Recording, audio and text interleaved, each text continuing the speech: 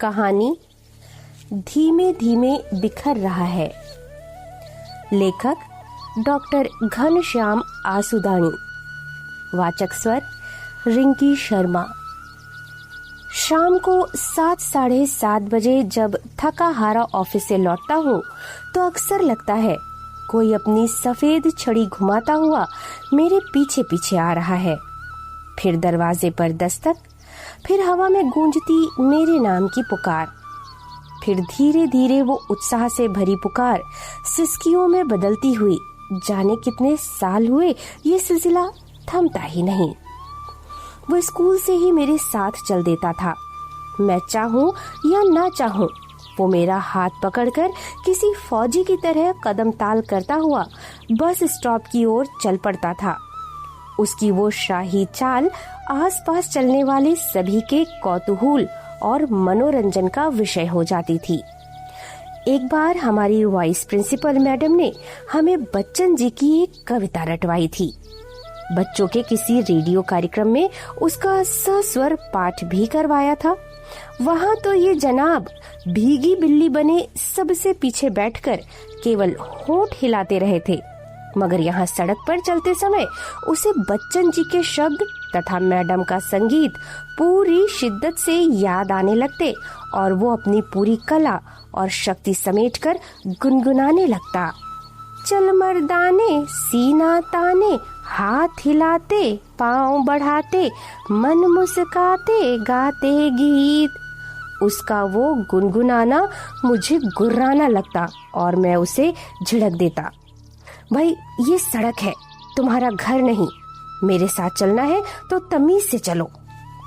मेरी डांट खाकर वो किसी मासूम बच्चे सा सकपका जाता और चुपचाप मेरे पीछे पीछे चलने लगता। मगर उसकी ये शांति बहुत समय तक नहीं रहती। बस में सवार होते ही उसके अंदर बैठा मस्त कलंदर फिर एक बार जाग उठता। अब की बार उसके मुंह से सीटी की धुन फूट पड़ती। बहुत ध्यान देने पर समझ में आता था कि उसकी सीटी कह रही है, पत्थर के सनम तुझे हमने मोहब्बत का खुदा माना। एक बार जो बज उठती तो वो सीटी गाने के पूरे 3 अंतरे गाए बिना नहीं रुकती। बस में इस साम्यवादी के लिए स्त्री पुरुष जैसा कोई भेद नहीं रहता था। उसकी सीटी निरपेक्ष और निष्पक्ष भाव से किसी के भी कानों में रस घोलती रहती थी। जाने किस मिट्टी से बना था कमबख्त कि किसी की कितनी भी करारी डांट फटकार उस पर कोई असर नहीं डालती थी। लड़कियां अक्सर उसकी इस हरकत पर खींच उठती थीं। उनमें से अधिकांश तो हड़बड़ाकर उस कर्कश आवाज से दूर हो जाती थी। कभी कोई एकाध उसे 2 बातें भी सुना देती, तब भी उसके निरंतर सीटी वादन के रियाज में कोई फर्क नहीं पड़ता। उदासियों भरे इस नामाकूल जीवन में कहां से लाता था इतनी खुशी, इतनी मस्ती। स्कूल से मेरे घर तक 2 बसें बदलकर आना होता था। अपनी आंखों के अंधेरे साथ लिए सार्वजनिक बसों में 8-10 किलोमीटर की दूरी तय करके घर पहुंचने में 7 साढ़े 7 बज ही जाते थे। मेरे घर पहुंचते ही वो बड़ी बेतकल्लुफी से मेरी बहन को आवाज लगाता कि संतू आ गया है, तुरंत पानी चढ़ा दो। बहन समझ जाती और तुरंत रसोई में जाकर चाय चढ़ा देती। अपने लंबे अनुभव से वो जान गई थी कि संतू के लिए एक बड़ा गिलास भर के चाय बनानी है, जिसमें 10-12 चम्मच चीनी और 3-4 चम्मच चाय पत्ती डालकर उसे झक्कास कड़क बनाना है। चाय में दूध हो या ना हो, उसे कोई फर्क नहीं पड़ता था। वो आराम से पालथी मारकर तख्त पर बैठ जाता और चाय की चुस्की लेते लेते आदेश देता, हाँ तो भाई अशोक, तुम थके वके तो नहीं हो? चलो शुरू हो जाओ। बताओ कल की परीक्षा में कौन कौन से सवाल आएंगे? अन्य किसी दिन वो मेरे साथ आए ना आए, परीक्षा के दिनों में तो वो रोज ही आता था। दूसरे दिन के पेपर में आने वाले सवाल तथा उनके जवाब मुझसे सुन लेता और उन्हें ज्यों का त्यों अपने दिमाग में बसा लेता। भाई का विश्वास इतना कि मैं जो सवाल जवाब बता दूं, उन्हें ही वो दूसरे दिन आने वाले सवाल समझकर शिरोधार्य कर लेता। फिर दूसरे दिन के पेपर में चाहे कोई भी सवाल आए, उनके जवाब वो वे ही लिखता था जो मैंने उसे रटवाए होते। अब इसे उसकी किस्मत कहिए कि हर बार वो किसी तरह परीक्षा पास अवश्य कर लेता था। वैसे एक लॉ ऑफ प्रोबेबिलिटी भी होता है। उसके अनुसार आप एक निश्चित क्रम में तुक्के लगाते जाओ तो आपके कम से कम 20% जवाब सही आते हैं। खैर, संतु तो उन दिनों में मुझे अपना तारणहार समझकर सतत मेरी वाणी को पर्चों में उतारता रहता। गणित उसकी विशेष कमजोरी का विषय था। जब तक वो मेरे साथ रहा तब तक कभी ऐसा नहीं हुआ कि दूसरे दिन गणित की परीक्षा हो और वो मेरे साथ घर ना आया हो।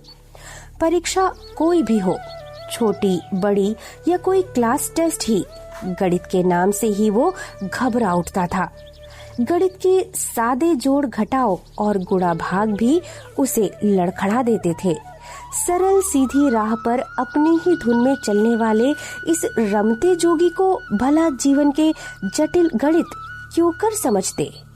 गणित के सवाल हल करके मैं जो उत्तर निकालता उन्हें वो कंठस्थ कर लेता।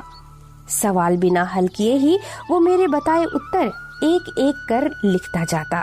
मैं अभी गणित का कोई सवाल हल करने ही लगता कि वो जोर जोर से फुर फुर की आवाज के साथ चाय गले के नीचे उतारते हुए ऊंची आवाज में कह उठता, क्या शानदार चाय बनाई है यार। मेरी बहन उसकी तारीफ से खिल उठती, संतु भैया एक गाना सुना दो ना, तुम कितना अच्छा गाते हो।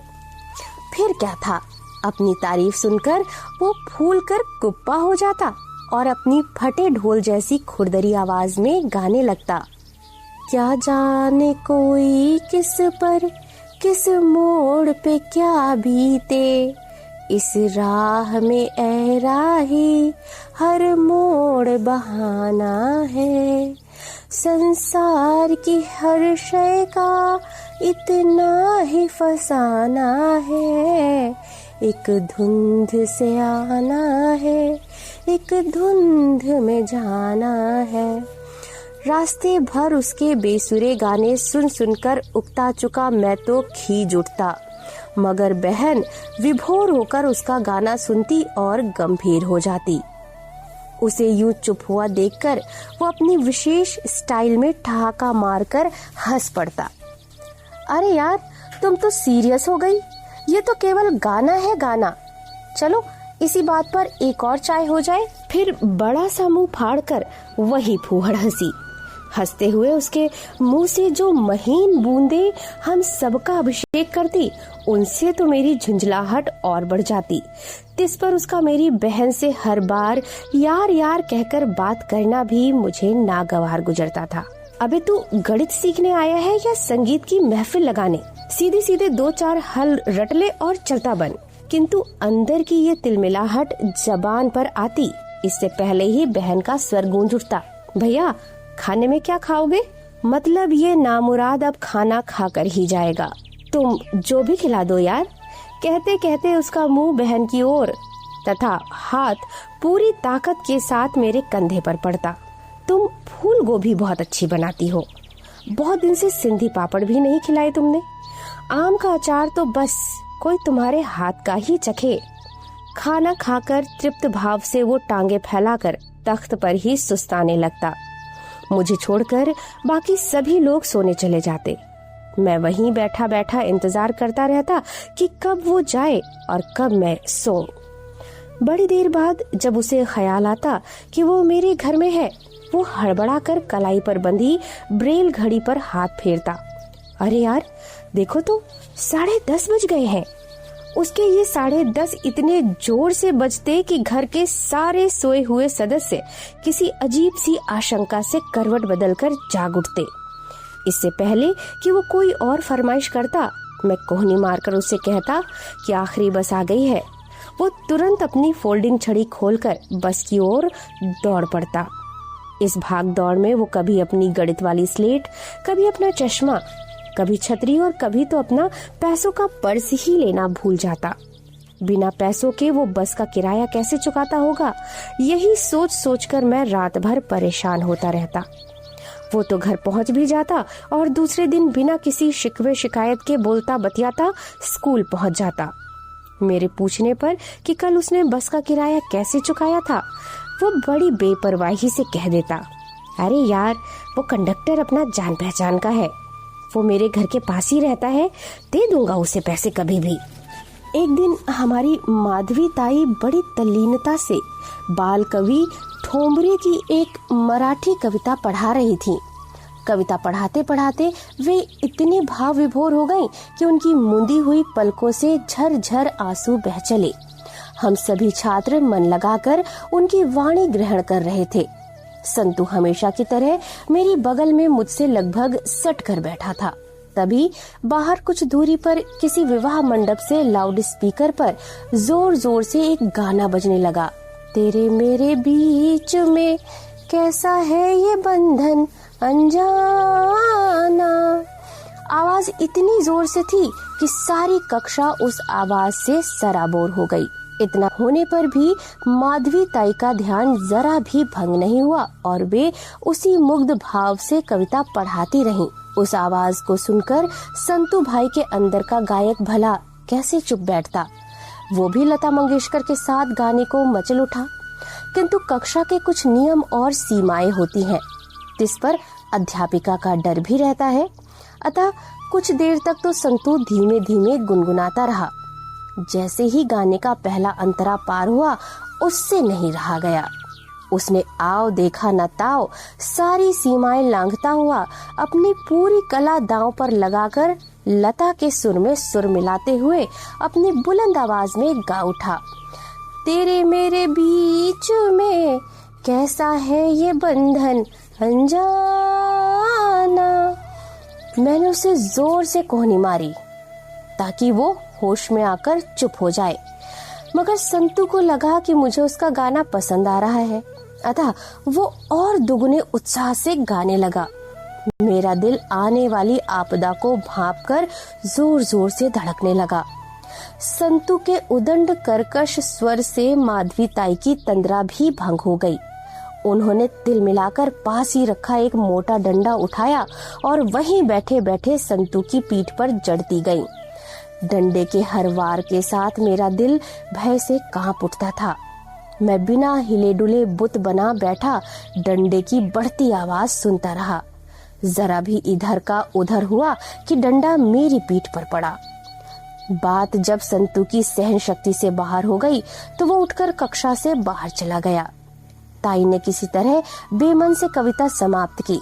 जैसे ही कक्षा खत्म होने की घंटी बजी, वो कक्षा के दरवाजे के बाहर प्रकट हो गया।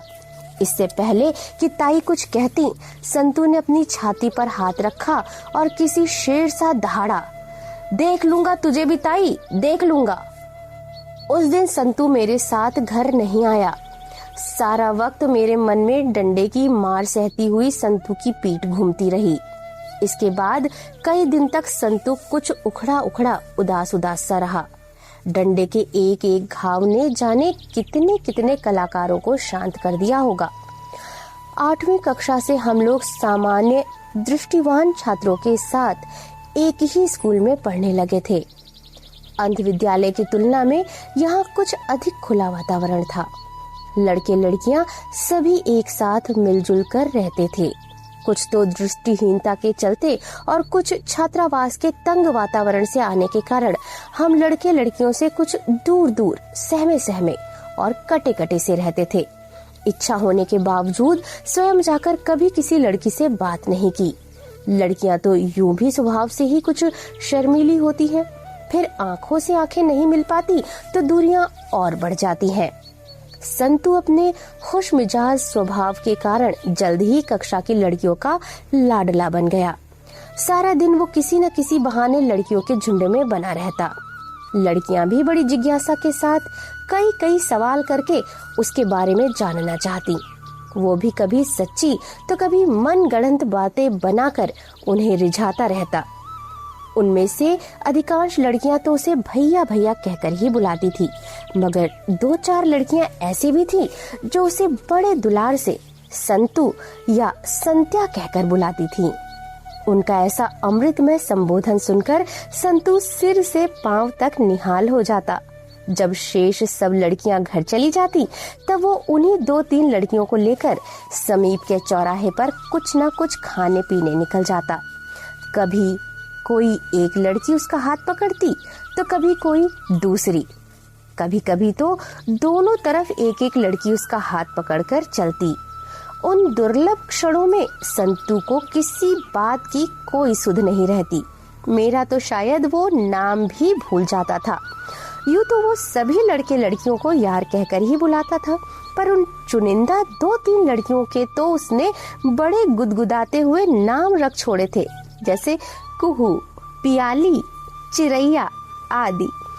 उसका ये प्रेम समागम संपन्न होने तक मैं कक्षा में ही बैठा उसके लौटने की राह देखता रहता।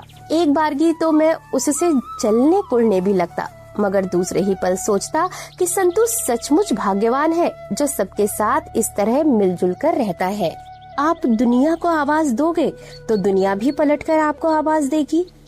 तब मैंने ये भी जाना कि मित्रता में दृष्टि का होना या ना होना मायने नहीं रखता। मायने रखता है तो केवल हृदय का प्यार, स्वभाव की सरलता तथा चेहरे की मुस्कान। समय के साथ छोटे भाई ने भी अंध विद्यालय में दाखिला ले लिया था। अब दोनों पूर्णतः दृष्टिहीन भाइयों को सुबह शाम 2-2 बसें बदलकर स्कूल आना जाना होता था। एक सफेद छड़ी के सहारे आप किन किन बाधाओं को पार करेंगे। शहर की बेतहाशा भागती दौड़ती जिंदगी में बेचारी छड़ी कई बार लड़खड़ाकर राह भूल जाती है। कभी तो इतनी थक जाती है कि कहने लगती है, नहीं चलूंगी अगली बार तुम्हारे साथ। लेकिन अंधेरा हो या उजाला, जीवन कब कहां किसके लिए ठहरता है। संतू यूं भी अक्सर मेरे साथ घर चला ही आता था। अब तो जैसे उसे मेरे घर तक आने का एक और मिशन मिल गया था। स्कूल से निकलते ही वो छोटे भाई की हथेली थाम लेता और तरह तरह की बातें सुनाकर उसका मनोरंजन करता हुआ उसे ले चलता। सर्दी हो या गर्मी, आंधी हो या बारिश, उसके इस नित्य क्रम में कभी कोई विघ्न नहीं पड़ा। अपने इस छोटे साथी को सुरक्षित घर पहुंचाकर उसे एक अनोखे आनंद की अनुभूति होती थी। आज के स्वार्थ मंडित संसार में इस तरह का अकारण ममतालु सहायक मिलना कितनी दुर्लभ बात है। उस समय तक संतू की कुछ दृष्टि अभी शेष थी। अधिकांश दृष्टि तो निष्ठुर समय की बलि चढ़ गई थी, मगर जितनी भी नजर बची थी उसका इससे अच्छा उपयोग और क्या हो सकता था। हमारी संगत में संतू अब कुछ कुछ पढ़ने भी लगा था। रात को घर जाने से पहले मैं उसे पढ़ाई के कुछ टास्क बता देता जो उसे दूसरे दिन स्कूल आने से पहले पूरे करके आना होता था। मेरे घर से आखिरी बस लेकर अपने घर पहुंचता तो रात के 11 बज चुके होते। अभी तक जिसने किताबों की पढ़ाई को बहुत गंभीरता से नहीं लिया था, वही संतू रात को 11 बजे के बाद सारे दिन की थकान भूलकर पढ़ने बैठ जाता और तब तक नहीं सोता जब तक मेरा दिया हुआ टास्क पूरा नहीं कर लेता। दिन की कितनी भागदौड़ और रात की इस नई नवेली पढ़ाई के चलते एक बार जो सो जाता तो सुबह 10 बजे के बाद ही उठता। परिणामतः उसे स्कूल आने में अक्सर देर हो जाती। अध्यापकों से डांट खाता और कह देता कि तबीयत कुछ ठीक नहीं थी। भोजन का अवकाश होते ही वो कूदता फांदता मेरे पास आ जाता और मेरे दिए हुए सारे प्रश्नों के उत्तर एक ही सांस में सुना डालता।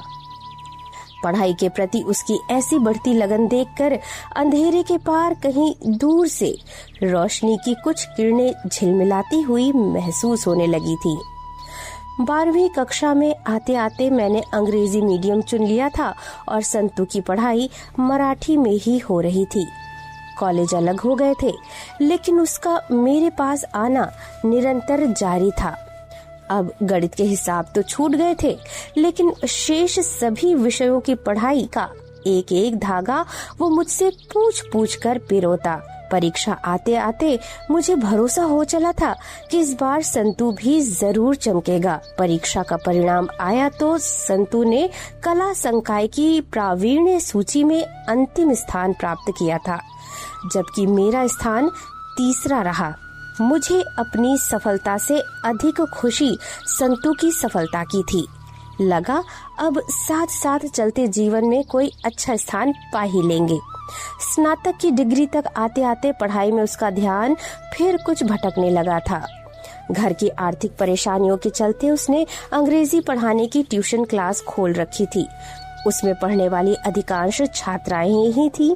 स्वयं उसकी अंग्रेजी कभी ठीक नहीं रही थी, अतः छात्रों को पढ़ाते पढ़ाते वो अक्सर स्वयं भटक जाता। उसका ऐसा आधा अधूरा ज्ञान देखकर कुछ छात्राओं ने स्वयं ही क्लास छोड़ दी। शेष जो बची उन्होंने इस क्लास को मौज मस्ती, खाने पीने तथा मित्रों से मिलने बतियाने का अड्डा बना लिया। अतः इस क्लास से संतू को आमदनी की बजाय खर्चा ही अधिक होने लगा।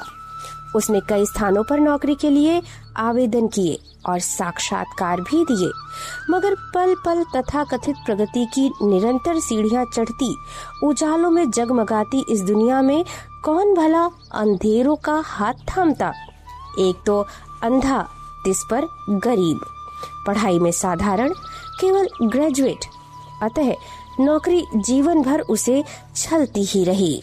जब वो पूरी तरह निराश हताश हो जाता तो शाम के उसी वक्त मेरे घर चला आता। 2 घड़ी बैठता, बतियाता, कुछ खट्टी मीठी बातें बोलता बांटता। मैं उसे आश्वस्त करता कि सितारों के आगे जहां और भी है। मेरी बातें पल भर को उसे गुदगुदाती, पर फिर जल्द ही उसे कटु जीवन के कांटे चुभने लग जाते। वो अपना लहूलुहान मन लेकर आखिरी बस में घर लौट जाता। लड़कियों के प्रति उसकी आसक्ति अब भी बनी हुई थी। जब जब उसे समय मिलता और मन करता तो किसी न किसी लड़की के साथ कहीं न कहीं घूमने फिरने निकल जाता। यूं तो देखने में वो बहुत साधारण था, मगर उसकी वाणी और बातों में एक अजब आकर्षण था कि लड़कियां खुद ब खुद उसकी ओर खींची चली आती। एक बार जो कोई उसके पास चला आए तो फिर वो उसे देर तक बातों में लगाए रखता। वो स्वयं ही उनके पास जा जाकर उनका नाम ले लेकर उनसे बतियाने लगता। पहली बार में ही वो ऐसी निकटता दिखाता मानो सदियों की जान पहचान हो। उसे जानकारी भी कई क्षेत्रों की थी। ये बात अलग है कि उसकी जानकारी अक्सर आधी अधूरी ही होती थी, लेकिन वो अपनी बात कुछ ऐसे आत्मविश्वास से कहता था कि झूठी बात भी सच्ची लगने लगे। बीच बीच में वो कई बार सुने सुनाए घिसे पिटे चुटकुले भी सुनाता रहता।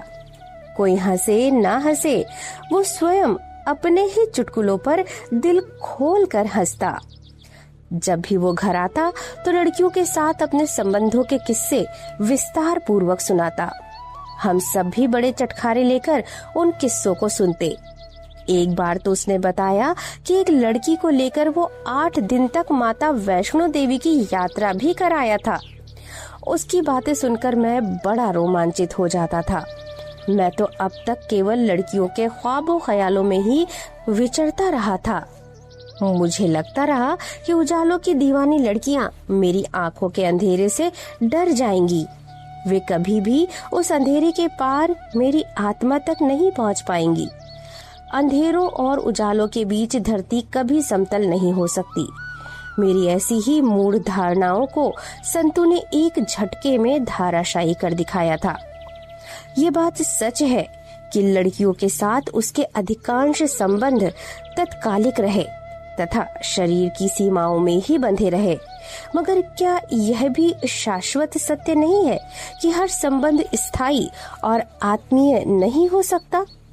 जीवन को सहज, सक्रिय, स्वस्थ तथा प्राकृतिक रूप में जीने के लिए स्त्री पुरुष सभी प्रकार के व्यक्तियों से संबंध होना आवश्यक होता है।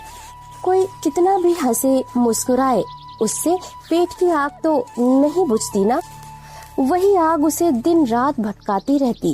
तरह तरह के ख्याल आते, कुछ देर लुभाते और फिर लुप्त हो जाते। वो जहाँ का तहाँ तपती जमीन पर खड़ा रह जाता। इधर उधर घूमते घामते उसका परिचय कई प्रकार के लोगों से हो गया था। उसकी इतनी दृष्टि अभी बाकी थी कि वो कम से कम दिन में तो बिना किसी के सहारे घूम फिर लेता था। एक बात उसके ध्यान में आई कि जिला और तहसील कार्यालयों में कई प्रकार के लोग कई सारे फॉर्म भरने आते हैं। उनमें से अनेक लोग कम पढ़े लिखे या अनपढ़ होते हैं, कई अनुभवहीन छात्र भी होते हैं। यदि कुछ पैसे लेकर ऐसे लोगों के फॉर्म भरने में मदद की जा सके तो समाज सेवा भी होगी और कुछ आय भी हो जाएगी। अतः उसने उसी दिन से अपना ये छोटा मोटा व्यवसाय ही प्रारंभ कर दिया।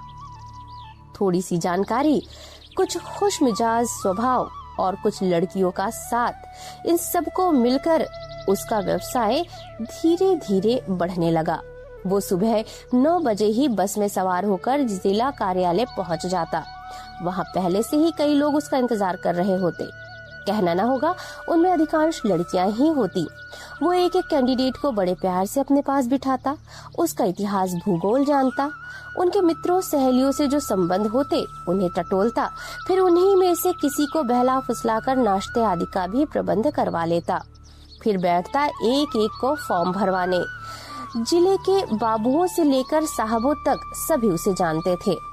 कुछ तो पैसे के लालच से, कुछ उसके सरल स्वभाव से, तो कुछ उसे अंधा जानकर सहानुभूति से उसके काम प्राथमिकता से कर देते थे।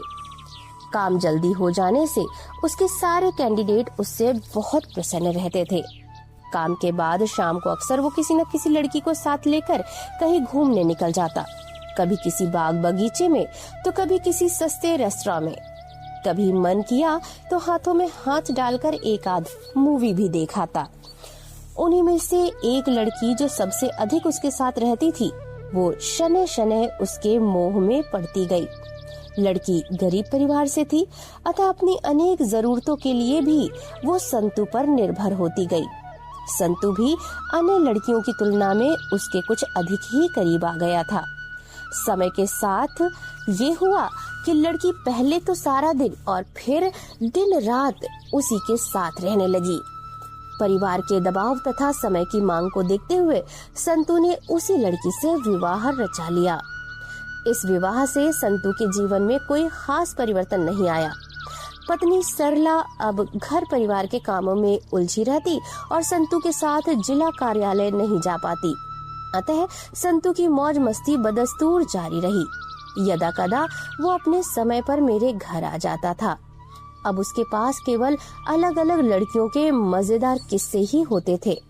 मैं सोचता, चलो अच्छा है, एक तरफ तो संतू की गृहस्थी बस गई और दूसरी तरफ आय का भी ठीक ठाक प्रबंध हो गया है। अपने जीवन में वो अपने लिए खुशियाँ भी ढूंढ ही लेता है। सरला बहुत गौ किस्म की औरत थी। उसे केवल अपनी घर गृहस्थी और संतू की खुशहाली से मतलब था। वो हर प्रकार से संतू को खुश रखने का प्रयास करती। कभी कभी मैं मजाक में उससे कहता, यार तेरी तो 5 उंगलियां घी में है। काश जीवन का गणित इतना आसान होता। वो 90 के दशक का उत्तरार्ध था। भारत में कंप्यूटर क्रांति दस्तक दे रही थी। शनै शनै इंटरनेट का आगमन भी होने लगा था। एक एक कर मानव के सारे काम कंप्यूटर करने लगे थे। सबसे पहला काम जो कंप्यूटर ने किया वो था कागजी कार्यवाही को कम से कम बनाना। धीरे धीरे करके सारे फॉर्म आदि कंप्यूटरों द्वारा तैयार किए जाने लगे। हिंदी और मराठी का स्थान अंग्रेजी भाषा ने ले लिया। सभी फॉर्म ऑनलाइन तरीके से भेजे जाने लगे। संतू को मिलने वाला काम दिन ब दिन कम होता चला गया। नई सदी के आते आते उसका काम लगभग बंद ही हो गया। वो जिले के दफ्तर चला जाता और दिन भर इधर उधर की गपशप लड़ाकर खाली हाथ लौट आता। उसे यूं निराश देखकर सरला अंदर से तिलमिला उठती। उसने संतू को बिना बताए ही आसपास के कुछ घरों में झाड़ू पोछा करने का काम ले लिया था। संतू जब जिला कार्यालय चला जाता तब जाकर वो अपने काम निपटाती। दिन बीते और संतू का जिला जाना भी बंद हो गया। वहाँ जाकर करता भी क्या, नाहक बस का किराया सिर पर बैठ जाता। खाली बैठे बैठे उसका स्वभाव भी कुछ चिड़चिड़ा हो चला था। अक्सर वो अपनी सारी खीज और रोष सरला पर ही निकाल देता। एक एक क्षण सदियों सा बीतता था। सरला का संग भी अब उसे रास नहीं आता था। उसके शब्द उसे चुभते थे और उसकी गंध से उसे गुरेज होती थी। उसका स्पर्श उसे डसता था और उसका आलिंगन उसे आहत करता था। दिन को उसके पांव कहीं जाने को मचलते थे और रात को उसकी बाहें जाने किसे बुलाती थीं। एक दिन रिक्शा लेकर सरला को बिना बताए वो जाने कहां चल दिया। शाम को लौटा तो लड़खड़ा रहा था। उस रात उसे बहुत अच्छी नींद आई। बाहें किसी के लिए बेचैन नहीं हुई। अपनी सरला में ही उसे परम सुख का आभास महसूस होने लगा। फिर तो रोज वही रिक्शा आता, उसे जाने कहां ले जाता और शाम ढले उसे घर छोड़ जाता। उसकी रातों की नींदों की व्यवस्था अब सरला को ही करनी पड़ती। उसने कई अन्य घरों में भी काम ले लिया था। कभी भट्टी पर जाने को पैसे नहीं मिलते तो सत्तू कोहराम मचा देता। घर की जो भी चीज हाथ लगती उसे इधर उधर फेंकने लगता। सरला पर हाथ उठाना भी शुरू कर दिया था उसने। जाने कौन सी मंजिल थी ये तन्हाई की, रुसवाई की। बहुत दिन तक या यूं कहूं कि कई वर्षों तक संतू की कोई खैर खबर नहीं मिली। तो जाने क्यों मुझे अब शकुन सा लगा। मैं उसी दिन शाम को उसके घर जा पहुंचा। समय वही था, शाम के 7 बजे। मैंने बाहर से ही आवाज लगाई, अबे संत्या, जिंदा है या पहुंच गया परलोक? कोई उत्तर न पाकर मैंने फिर पुकारा, अरे मुझसे बिना पूछे बिना कहे तो तू स्वर्ग भी नहीं जा सकता? जहां भी है आवाज दे भाई। फिर वही चुभने वाला सन्नाटा। आखिर मैं स्वयं दरवाजे को ठेलकर धड़धड़ाता हुआ अंदर दाखिल हो गया। मैंने महसूस किया सामने कोई था, जरूर ये सरला होगी। मैंने उद्विग्न होकर लगभग चिल्लाकर कहा, संतू कहाँ है? कुछ बोलती क्यों नहीं? तेरा पति जिंदा है अभी? फिर तुम क्यों जीते जी मर गई हो? मेरे शब्दों की आंच पाकर वो दहाड़ मारकर रो पड़ी। मेरा दिल फिर एक बार भय से कांप उठा। वो मेरा हाथ पकड़कर मुझे घर के पिछले कमरे में ले गई। संतू वहाँ एक पलंग पर लगभग निश्चेष्ट सोया था। सरला ने बहुत जोर से उसके कान में कहा, देखो अशोक आया है, तुम्हारा मित्र। 2-3 बार जोर जोर से मेरा नाम लेने पर भी उसके मुंह से केवल कुछ अस्पष्ट स्वर ही फूट सके। शायद वो मेरा नाम बोलना चाह रहा था। सरला ने बताया कि 6 महीने पहले ही उसे लकवा मार गया था। 2-3 महीने सरकारी अस्पताल में भर्ती रहा। जब घर लौटा तो हाथों और पांवों की शक्ति जा चुकी थी। वाणी अस्पष्ट और क्षीण हो गई थी। सुनने की क्षमता आधी से भी कम रह गई थी। शायद अभी सोच समझ कुछ बाकी थी। अतः दिन भर बैठा गुजरे जीवन का हिसाब किताब लगाता और जागी रातों को उठ उठ कर आंसू बहाता रहता। सरला ने 2-3 तकियों का सहारा देकर उसे बिठा दिया। फिर मेरा हाथ उसके हाथ में दे दिया। फिर एक बार उसे झकझोरा और बोली, ये अशोक है, अशोक, तुम्हारे बचपन का यार अशोक। देखो ये तुमसे मिलने आया है, पहचानो इसे। उसने मुंह से तो कुछ नहीं कहा, केवल मेरे हाथ पर उसके हाथ की पकड़ किंचित घनी हो गई। अब मैं अपना मुंह उसके कान के पास लाया। मेरी आवाज पहचानते हो संतू? मैं हूँ अशोक। एक बार, केवल एक बार कह दो तो, अशोक। बहुत मुश्किल से उसके मुंह से जो टूटी फूटी आवाज निकली, उसमें कहीं मेरे नाम की गूंज थी। जो चीज मुंह से नहीं निकली वो धैर्य और संयम के सारे बांध तोड़कर आंखों से बह चली। मैंने अपनी दोनों बाहें उसके गले में डाल दी। वो मुंह से जाने क्या क्या बुदबुदाए जा रहा था। मेरी भी आंखों से झरते आंसू उसके आंसुओं में मिलजुल कर जाने क्या कहने लगे थे। बहुत देर तक यह स्नेह की बरसात यूं ही चलती रही। आंसुओं का सैलाब कुछ थमा तो सोच कुछ लौटी। याद आया, संतू रोज इसी समय मुझसे गणित के हिसाब समझने आता था। आज उसी समय मैं उसके जीवन का जोड़ घटाव जानने आया हूँ। प्रारब्ध के खेल देखो ना, वो मेरे गणित कभी नहीं समझ पाया और ना मैं ही उसके जीवन का गणित कभी सुलझा पाया। अब तो केवल जीवन का एक कच्चा धागा सा शेष रह गया था। ना जाने कौन सा पल वक्त की अमानत हो। बहुत देर तक मैं हौले हौले उसके बालों में उंगलियां फेरता रहा। आंसू रह रह कर छलक आते थे। कुछ देर में मेरा स्निग्ध स्पर्श पाकर वो मेरी ही गोदी में सिर रख कर सो गया। मैंने सरला को ढांढस बंधाने का प्रयास किया। कहा, तुम इसका पूरा ख्याल रखना, मैं बीच बीच में आता रहूंगा। उसने कोई उत्तर नहीं दिया। बाहर आया तो स्वयं को संभालना असंभव हो गया। संतू तो अभी जिंदा था, फिर भी ऐसी दहाड़ मारकर रो पड़ा मानो कोई अपना सगा सा चल बसा हो। सरला को सांत्वना दे रहा था, अब मैं ही सांत्वना खो बैठा था। बचपन से उसके साथ गुजारे सारे पल छिन अपने अपने स्थान से उठकर मुझसे मिलने आ रहे थे। एक विराट शून्य सा साथ चल पड़ा था। लगा जीवन से बहुत कुछ अचानक लुट गया है। संतू जिंदा होते हुए भी किसी परछाई सा सूक्ष्म